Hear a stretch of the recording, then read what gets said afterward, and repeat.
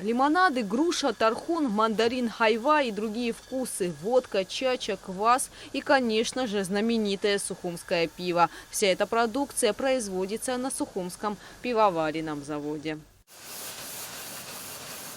Совсем недавно ассортимент выпускаемой заводом продукции пополнился еще одним наименованием – мандариновой водкой, которая пользуется большим спросом среди гостей столицы. Мы из концентрированного сока делаем перегонку, получаем ароматизированный спирт мандариновый и дальше уже купажируем уже со спиртом премиального люкса.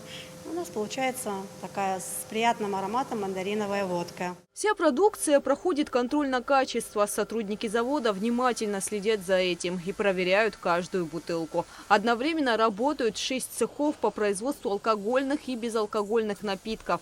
К примеру, в этом цехе работают 13 человек. Здесь находится цех розлива 5-литровой столовой водички Азанта. Азанту мы привозим с Гуместинской скважины. И далее уже наша водичка проходит механическую фильтрацию. Перед тем, как идет на розлив, водичка непосредственно перед розливом проходит мембранную фильтрацию. Очищается от той микробиологии, если она в ней есть, очищается и идет на розлив.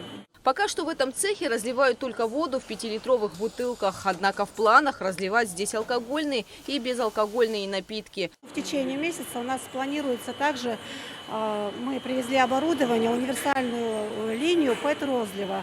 У нас будет разливаться и водичка 0,5, будет разливаться пиво также в ПЭТ-бутылочку. И безалкогольные напитки, лимонады будут разливаться тоже 0,5, 1,5 литра. И даже квас будем разливать уже на новой линии. И безалкогольная продукция у нас будет уже с новыми экзотическими вкусами. В летнее время работы здесь в 2, а то и в 3 раза больше. Жарко не только на улице, но и на заводе. Отсюда уже готовые напитки поступают на упаковку. В день через этот конвейер проходит около 150 гектолитров напитков.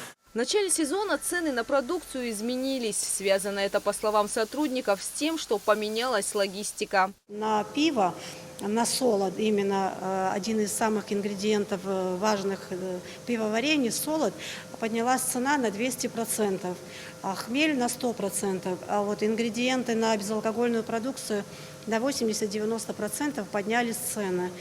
И еще вот даже сахар, который мы в общем-то не привозим из Европы, а привозим из России, даже на сахар очень сильно поднялись цены.